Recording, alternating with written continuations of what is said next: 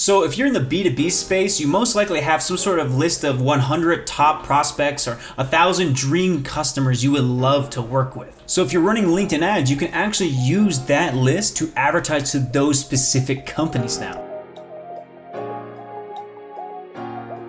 I'm Lewis Mutteridge and I manage advertising spend for platforms like LinkedIn ads, Google ads, and Facebook ads. And today I'm going to show you on my screen how to use account list targeting inside of LinkedIn ads. This is also called company lists and company targeting. And I'm going to take it to my screen right now. But before I do, please hit the subscribe button and click the bell if you want to see more useful content like this. I really appreciate it. Let's jump right in. So jumping into LinkedIn ads, I'm trying to keep this video as timeless as possible. I know LinkedIn moves things around a little bit and they change the names and stuff, but this should be future-proof. So when you're inside Campaign Manager, click on Account Assets and then go ahead and click on Matched Audiences. So once you're in Matched Audiences, you can now see the platform here, and this is where you create your audiences. And if you want to know more in detail the different types of LinkedIn ads audiences you can create, click the link in the description. I did a full breakdown on all the different types. But for today, go ahead and click on the Create Audience button right here.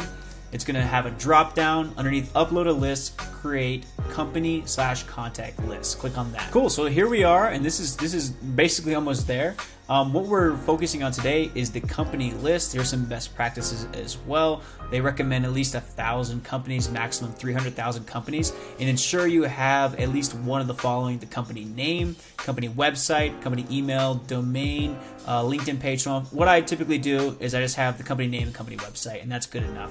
If you want to add some additional information to increase the match rate, go ahead and be my guest. But typically, name and website is pretty good. LinkedIn page URL obviously is going to make it even better, but that takes a lot of time to get. So go ahead and name your list. I'm going to call this the Dream 1000 list, and then upload your file. Just to show you what this file should look like, however, I'm going to take you through the example. So what you can do is you can actually download the company list template, and once you do that, you'll get a spreadsheet that looks like this. And basically, it's showing you all the possible fields you can have to help increase the match rate. And the match rate is basically the percentage that LinkedIn will actually likely be able to find that exact company you're referencing on the LinkedIn ads platform so you can advertise to them. So company name, company website, email domain, and things like that.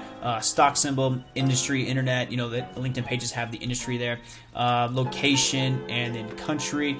But typically, all you really need, if we're just being honest, is this right here: company name and company website. And if all your prospects are in the same country, go ahead and include the country too as well, just to make it easy on LinkedIn.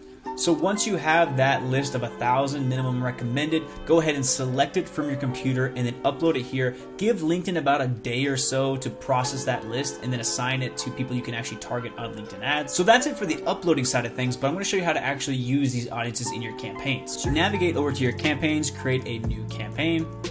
Go ahead and select your goal. I'm just going to select website visits, and then you're going to scroll down to the audiences section right here. Then you're going to go down a little bit further. It says who's your target audiences.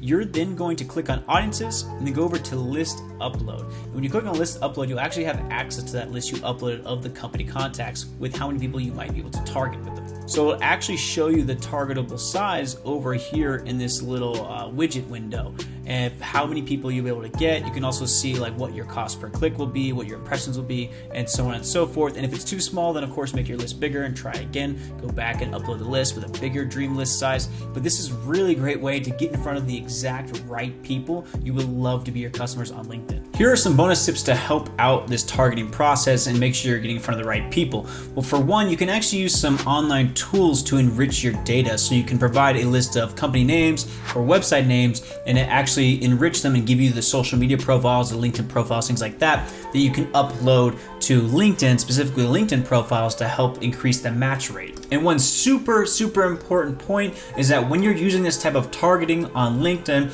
it's actually going to show your ad to everyone in those companies. So the janitor, the CEO, the HR person. So what you're going to want to do is actually layer the targeting a bit deeper on that campaign you're creating, and do it by seniority or by job title, who are also in this dream prospect list. So you get a little bit more, narrowed down. Keep in mind your CPMs and your cost per click is going to increase. So what I would recommend doing is make sure your ads are like Perfect.